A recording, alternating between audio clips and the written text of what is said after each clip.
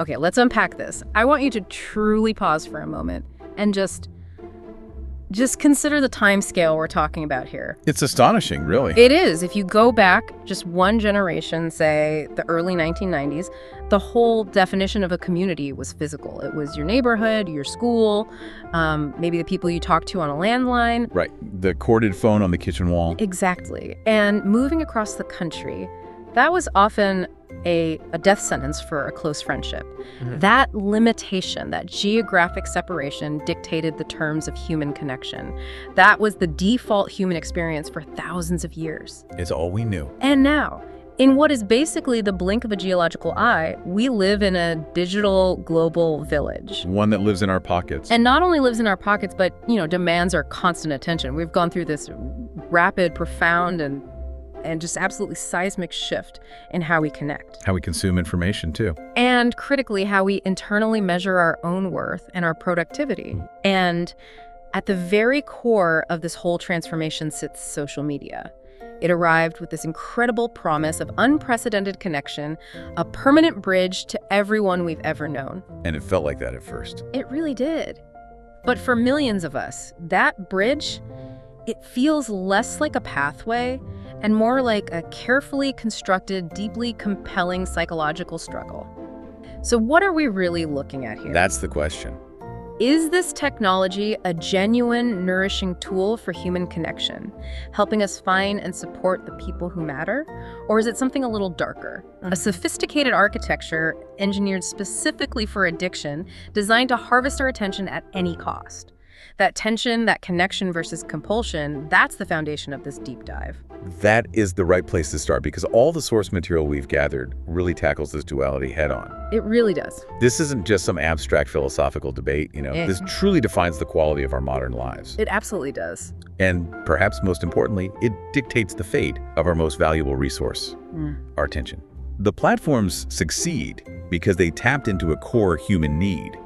But they maintain that success by exploiting the cognitive architecture of our brains. Exploiting is a strong word, but it feels accurate. I think it is. So our mission today is pretty comprehensive. No. We're synthesizing this research to provide you, the listener, with a thorough understanding of both sides. The good and the bad. Exactly. Right. We're going to dissect the engineering principles the platforms use, the why and the how behind that feeling of compulsion.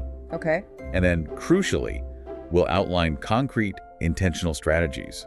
The goal is to move you beyond being just a passive consumer trapped by the scroll. Which is so easy to become. It is, and turn you into an intentional architect of your own digital life. Right.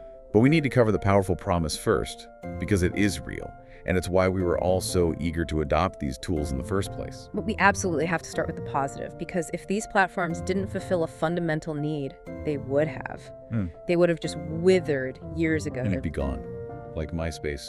Right. They are successful precisely because they validate this original, beautiful intent. Humans are fundamentally social creatures. We have an inherent evolutionary, deep-seated need to belong, to share, to be seen, and to be recognized. It's baked into our DNA. Social media is built to satisfy that need, and in many ways, it has done it with astonishing global efficiency. And the most immediate practical problem the digital age solved is what the sources refer to as bridging the geographic gap. Right. That's a great way to put it. Think back to that friend or family member who moved continents. Yeah. Before, say, 2005, that relationship required immense effort to maintain. A lot of effort. You had to have a real reason for a phone call or wait weeks for a letter to go back and forth. The maintenance on that relationship was high effort. It really was. So naturally, most geographically distant connections just slowly faded. They just drifted apart. The digital solution introduced a critical concept called ambient awareness. Okay, let's break that down. It's more than just being friends on an app. It's the ability to maintain a continuous, low-stakes, low-effort awareness of the routine, daily lives of people you care about, regardless of the distance. So it's like this this constant little stream of information. Exactly. A continuous stream of photos, status updates, and stories that acts like a kind of white noise in the background of your social life. And what's fascinating about ambient awareness is that it lowers the activation energy for connection. It does. You don't need a crisis or a major life event to justify reaching out anymore. You can just, respond to a mundane photo or send a quick message based on something small you saw. Precisely. And that low-stakes, continuous relationship maintenance is genuinely powerful. It feels powerful. Imagine that family member across the continent. Thanks to ambient awareness, you no longer just hear about the major life events months later. No, you see it in real time. You witness the small, precious, routine moments that actually form the fabric of a person's life. You see your niece's first steps in a blurry video, or instantly celebrate a friend's promotion with a quick congratulations. Yeah. The sources highlight that this feature, this background hum of connectivity, it maintains a layer of intimacy that was just impossible for geographically separated relationships in the past. Totally impossible. It essentially defeats the spatial limitations that used to govern who we could be close to. It turns high-effort, infrequent connections into low-effort, continuous relationships. But it's not just about preserving old connections. For a huge demographic of users, social media is about the necessary work of finding your tribe. This is a big one. We often romanticize this idea of community being local, physical, your block, your church, your pub. The local gathering place. But what if your interests are highly niche? What if your identity or your life experience puts you way outside the statistical norm of your local area? That could be incredibly isolating. The physical world often cannot offer the specific level of understanding or community you need, and that gap can lead to immense, even dangerous isolation. That is exactly where these platforms become a genuine lifeline. Our sources offer powerful examples of people who use these tools not for distraction, but for survival. Survival, that's a good way to put it. Consider a teenager struggling with gender identity in a small, traditional town, where they feel like they can't speak openly about their experiences. The local community is silent, or worse, hostile. Yeah, that's a tough situation. Social media platforms, be it a specific Discord server, an anonymous Reddit community, or a closed Facebook group, they offer immediate 24/7 access to thousands of others experiencing the exact same struggle. An instant community. An instant community that provides validation, resources, role models, and the crucial feeling that they are not a mistake. That sense of belonging, that sense of shared experience, is a profound, life-affirming function that physical geography simply cannot provide. Or think about specialized health needs. I mean, if you are diagnosed with a rare medical condition, something that affects only, say, 1 in 50,000 people, finding a localized support group is a logistical nightmare. Impossible. You might be the only patient in your entire city. Online, however, you can instantly find global communities of people who understand the incredibly nuanced day-to-day challenges of that specific condition. They get it in a way no one else can. They offer practical advice, emotional support, and shared dark humor that no well-meaning general physician or nearby friend could ever provide. This access to targeted, specific, and vital community is an undeniable force for good. It really is. It transforms the marginalized experience from one of isolation to one of collective strength. And moving beyond the personal connections social media has, it's just fundamentally changed the political and civic landscape. We're talking about the mechanism of democratic information and real-world action. A huge shift in power. For better or for worse, and we need to stress this neutrality, these platforms have completely flattened the traditional playing field for communication. The old gatekeepers are gone. They are. Before, you had gatekeepers. Large media corporations, government institutions, publishing houses. They controlled the flow and the veracity of information. Now, any individual with a smartphone and an opinion can bypass those gatekeepers and instantly broadcast a moment, a thought, or an idea globally. That capacity for rapid, unmediated dissemination is what makes social media such a powerful tool for large-scale social change. The sources cite incredibly high-stakes, world-altering examples that prove the point. They really do. Look at the mobilization during the Arab Spring. Activists use these digital tools, often just simple tweets and Facebook posts, to completely bypass state-controlled media. Right. This allowed them to organize protests, share real-time updates on security, and coordinate actions across vast cities. This information flow was absolutely essential to their ability to mobilize. And similarly, The hashtag Black Lives Matter movement demonstrated the power of the hashtag and the viral share in achieving massive global visibility and coordination. The digital signal amplified the message, allowing people across continents and different socioeconomic backgrounds to rapidly organize logistical support, raise funds, and coordinate simultaneous physical actions. In these instances, the digital connection wasn't a leisure activity. It was the engine of empowerment. That's a great phrase for it. It allowed marginalized voices to aggregate influence far beyond their physical numbers and hold established systems accountable. The key takeaway from this segment is clear. The promise of connection is real. Absolutely real. It has defeated distance and empowered the individual voice. But it is this very success, this incredible capacity to hold our attention, that also opens the door to the architecture of addiction. Okay, we've given the platforms their due credit. They tap into our deepest needs, they solve real-world problems. They do. Now we have to pivot, because the reality is that the vast majority of us, despite those high-minded intentions of connection, find ourselves locked in a cycle. Oh yeah. We pick up the phone, scroll mindlessly for an hour, feel worse afterward, and then do it again an hour later. It's time to move from the powerful promise to the meticulously engineered peril. This is where it gets complicated. And the most critical starting point here is to fundamentally change how we frame the struggle. We have to stop thinking about the inability to put the phone down as a moral failure or a simple lack of willpower. It is not that. Our sources are crystal clear. This is due to highly sophisticated engineering that targets our brain's most basic operating system. This is where we need to introduce the concept of persuasive technology. Okay. This is not a conspiracy theory. It is a real field of study pioneered at places like Stanford, dedicated to the deliberate application of psychological principles intended specifically to change and control user behavior. Change and control. The platforms are designed to maximize stickiness, which is the industry term for maximizing the time you spend consuming content, because that maximizes their revenue. It's all about the time on app. The foundational mechanism for this stickiness is rooted in our biology, the dopamine loop. Dopamine. Dopamine is often misunderstood as the pleasure chemical. In reality, the source is stress. Dopamine is the seeking chemical. It's seeking chemical. It's what drives motivation, desire, and the compulsion to acquire resources or find rewards. So, if I understand the deep dive material correctly, the platforms basically figured out how to hijack that natural seeking mechanism. Absolutely. Every single notification, that retweet, that new comment, it isn't just a communication, it's a precisely calibrated trigger. A trigger for what? It causes a micro-release of dopamine in the brain's reward pathway. Your brain gets a tiny chemical hit that signals, keep doing what you're doing. There might be another reward right around the corner. So it's the same chemical pathway that underlies behaviors we already categorize as addictive. It is. We are talking about the brain chemistry associated with drug use, high-stakes gambling, and other compulsive behaviors. Precisely, and this is where the engineering gets really sophisticated.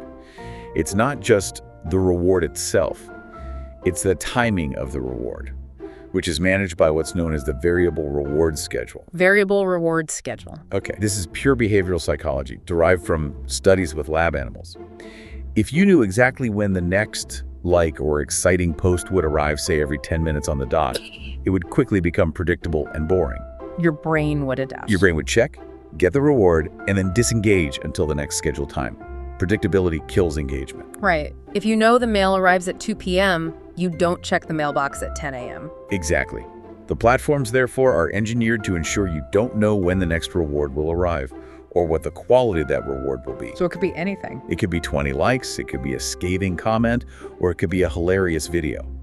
That uncertainty, the unpredictability of the payoff, creates a powerful sense of anticipation and compulsion. So when I pick up my phone and open the app, I'm essentially pulling the lever on a slot machine. That is the perfect analogy.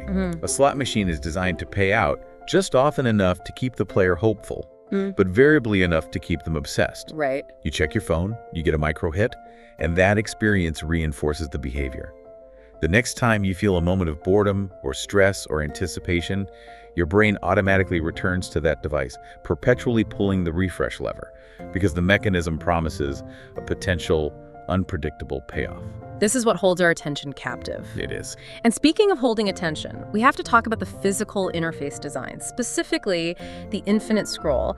This seems so simple, but the sources treat it as one of the most insidious design choices. It's incredibly powerful. Old media, even something as simple as television, always had a stopping cue, an endpoint. You reach the end of a novel, the last page of a newspaper, or the credits of a movie. There was a moment of natural pause, a break in the action, where your conscious brain could step in and make a decision.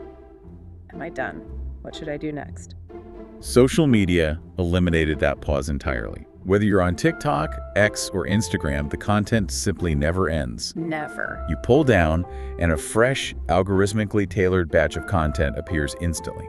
By removing that stopping cue, the platforms prevent the user from engaging the conscious decision-making part of their brain. And what does that do to us? This creates what is sometimes called a toxic flow state. Now, flow in psychology is a state of deep, effortless engagement. Usually, we associate it with productivity, like being so engrossed in writing a novel or learning a skill that time melts away. Right, a positive thing. Here, it's weaponized. The user loses all track of temporal awareness in this content stream. You look up after what felt like 5 minutes, and 2 hours of passive consumption have just vanished. I think everyone listening has felt that. Oh, absolutely. It's because the architecture never gave your brain a chance to conclude the action. The addiction, however, it isn't just about the time or the chemical rush. The sources highlight the profound emotional toll, specifically driven by the mechanism of social comparison and the highlight reel. This is a huge one. It's the performance of life, right? Nobody posts photos of doing laundry or having a flat tire or sitting silently staring at a wall while feeling anxious. No, you post the wins. We post the triumphs, the curated vacations, the major professional milestones, and the filtered moments of perfect happiness. This creates what the sources call a devastating distortion field. When you look at someone else's feed, you are looking at their finished, polished, professionally edited product. Their highlight reel. It's their highlight reel. Yeah. But when you look internally, you are aware of your own full, messy, unedited, complicated, behind-the-scenes life. All the stuff that doesn't make the cut. The human brain, unfortunately, is terrible at accounting for this discrepancy. We tend to compare our raw, complex reality to everyone else's polished facade. And what's the effect of that? Psychologists note that this is incredibly damaging because it creates an impossible standard of living, resulting in immediate feelings of inadequacy, stress, and anxiety. You feel like you are perpetually falling short. Because you're comparing your whole book to everyone else's single perfect chapter. That's a perfect way to put it. And that feeling of inadequacy feeds right back into the engine of compulsion, driving FOMO, the fear of missing out. FOMO. Absolutely. FOMO is the direct consequence of this toxic comparison cycle. Yeah. You see everyone traveling, succeeding, attending fun events, and your brain generates this powerful anxiety that you are being excluded or left behind. And that's a very uncomfortable feeling. That uncomfortable feeling of exclusion is a potent emotional lever. What do you do when you feel anxious that you're missing something? You check the platform. You compulsively check the platform again and again, ensuring you haven't missed the latest party, the latest trend, or the next vital piece of communication. The addiction loop, therefore, is fueled by a powerful combination of biochemical rewards, that's the dopamine, and emotional insecurity, the comparison and FOMO. It's brilliantly designed to hold you hostage. When you lay out those two segments side by side, the inherent human need for connection, coupled with the sophisticated engineering designed to hold us captive, it becomes so clear why this tension manifests so directly in our collective mental well-being. It's the perfect storm. The source material doesn't equivocate here at all. There are documented correlations between high social media usage and increased rates of anxiety, depression, and, perhaps most ironically, chronic loneliness. The great paradox. We have to look past the surface level and ask, why is the tool designed to connect us so often making us feel worse? And how does the research break down that emotional toll? The key is in understanding the subtle erosion of healthy mechanisms. It's a slow substitution of high-quality interaction for low-quality stimulation. Low-quality stimulation, I like that. To make this tangible, the sources provide a really clear comparative table, contrasting what happens when we use the platforms for connection versus when we use them for addiction. Okay, let's walk through that. Let's start with self-esteem. The positive aspect of connection is when you genuinely receive support and validation from your trusted network. Someone you care about genuinely celebrates your success, or offers empathy during a tough time. That's real connection. That is constructive validation because it confirms the quality of your relationships. But the negative side, driven by the addiction architecture, is using the platform to seek external validation to feel worthy. It's the difference between sharing an achievement and desperately posting solely for the sake of accumulating likes to measure your self-worth. And that's a dangerous game. If that validation doesn't arrive, if the post performs poorly, the user feels empty, inadequate, or rejected, that deficit immediately forces them back into the compulsive checking loop. It creates a feedback system where self-worth is outsourced to an algorithm. That's a chilling way to put it. Okay, what's next? Next, let's look at community. Positively, as we discussed, social media is magnificent for finding niche groups and fostering belonging for the marginalized. That is true connection finding, a shared identity. The finding your tribe idea. However, the negative consequence is the rise of profound echo chambers that polarize and isolate.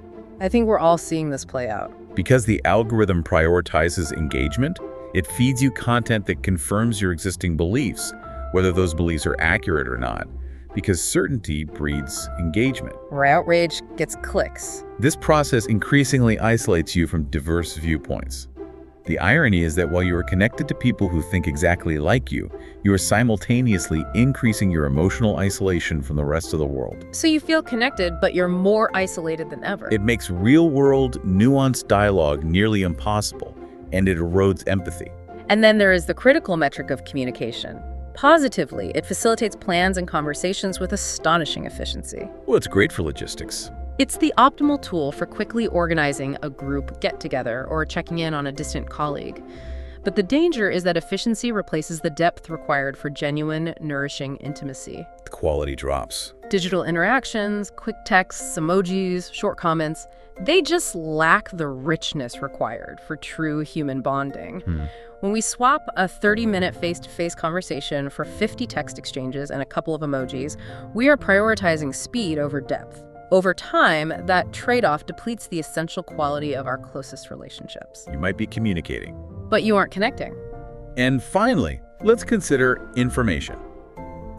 Positively, social media grants instant access to news, educational content, and global awareness. It's democratizing knowledge distribution in real time. Which is amazing. But the negative result is the phenomenon of doom scrolling and the rapid dissemination of misinformation. Doom scrolling. Yeah. Again, because algorithms favor high engagement, emotionally charged content, which is statistically more likely to be sensational, negative, or outrage-inducing, users find themselves constantly consuming bad news. And you can't look away. This cycle, which we call doom scrolling, heightens anxiety and stress without ever providing a pathway for meaningful action or closure.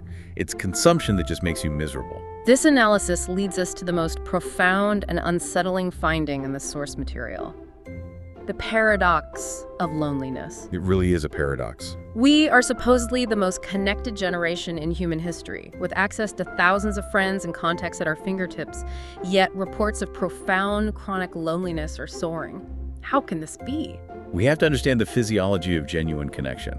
The source material argues that digital interactions are deeply lacking in the full nuance of human communication. The nonverbal stuff. Exactly.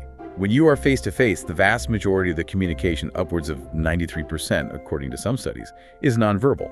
You absorb body language, subtle facial cues, tone of voice, cadence, and the sheer physical presence of the other person. Those nonverbal cues are critical. They are how our brain activates mirror neurons, how we generate empathy, and how we develop true, deep understanding and bonding. Precisely.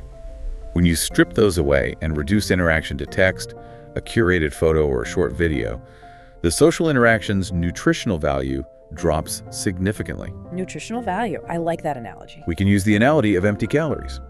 You can spend hours scrolling and messaging, filling your time with communication, but because it lacks the necessary human nuance, the face-to-face stuff, your brain remains socially undernourished. You feel full of activity, but you still walk away feeling empty, unfulfilled, and paradoxically more lonely than when you started. Wow. You have consumed social interaction that does not nourish the soul. And that is the great irony of the age. The tool designed to defeat loneliness has become a primary driver of it through substitution. So we've established the landscape. The platforms are both powerful tools for genuine life-saving connection and meticulously engineered architectures for pervasive, emotionally damaging addiction. What's the next step? Yeah, where do we go from here? The goal cannot be total abandonment, because we lose all the benefits we detailed in segment 1. The key, as the sources suggest, is in fundamentally redefining our relationship with the technology. That's the pivot point. The source material is adamant that the future depends on a conscious transition.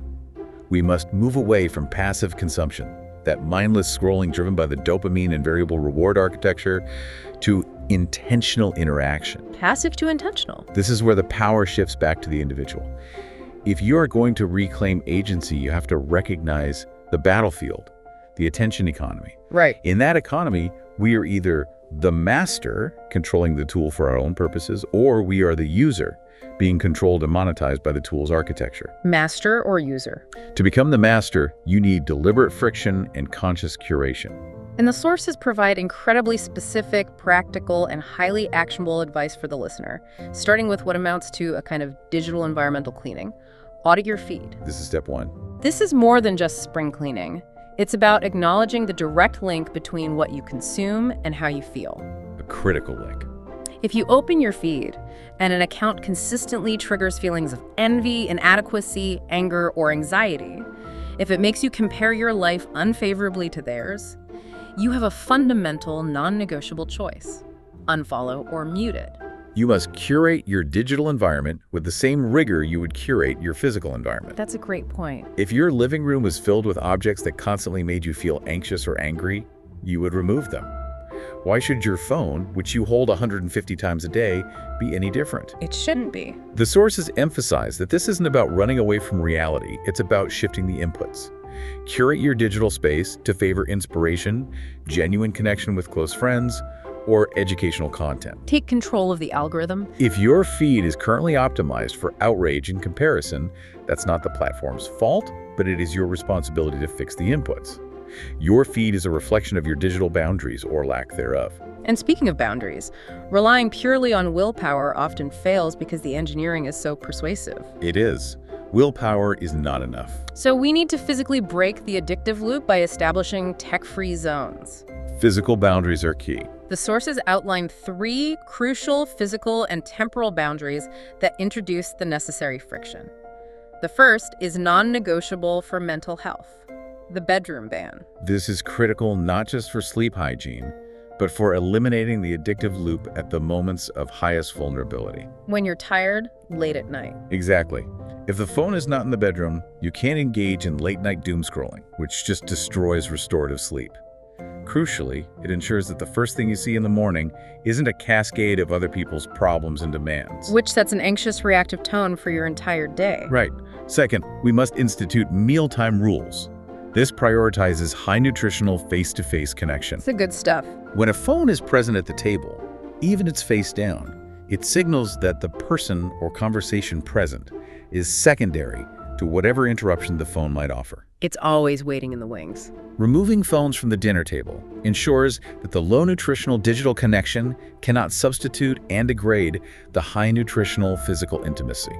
It's a simple, universal constraint that forces presence. It acknowledges that your dining companions are more important than a variable reward. That's it, exactly. And finally, the sources recommend a concrete boundary for consumption: the 20-minute rule. This directly attacks the problem of the infinite scroll. Okay, how does this work? If you open a social media app for passive consumption, you set a timer for 10 or 20 minutes. When that timer goes off, regardless of where you are in the feed, you stop. You just close the app. This is genius because it manually reintroduces the stopping cue that the architecture deliberately removed. You're putting the end of the page back in? Yes. It prevents that toxic flow state from taking over your afternoon. It transforms an endless activity into a time-bound task, forcing your conscious decision-making mind back into the equation. And this leads us to the most powerful distinction the research makes: synthesizing the entire connection versus addiction debate, the difference between active and passive use. This is so important. The research suggests that how you use the platform matters far, far more than simply how long you use it. This is the key insight for redefining your relationship. That's right. Let's break down the mechanism. Active users are those who leverage the platform as a tool for connection.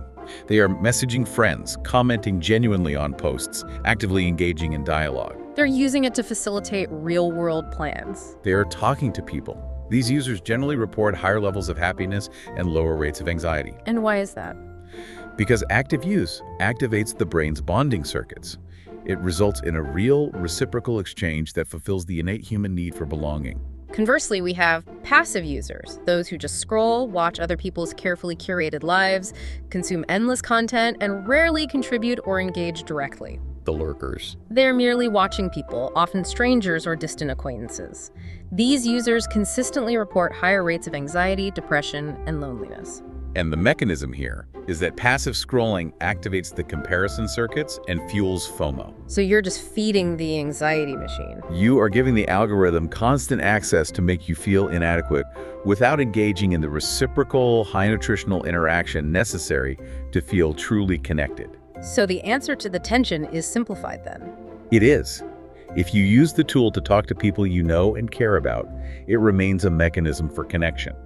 If you use it simply to watch people you don't know, it edges much closer toward an addictive, emotionally depleting entertainment product. The choice lies entirely in the intention of the action. It does. Finally, as users, we can't let the industry off the hook entirely.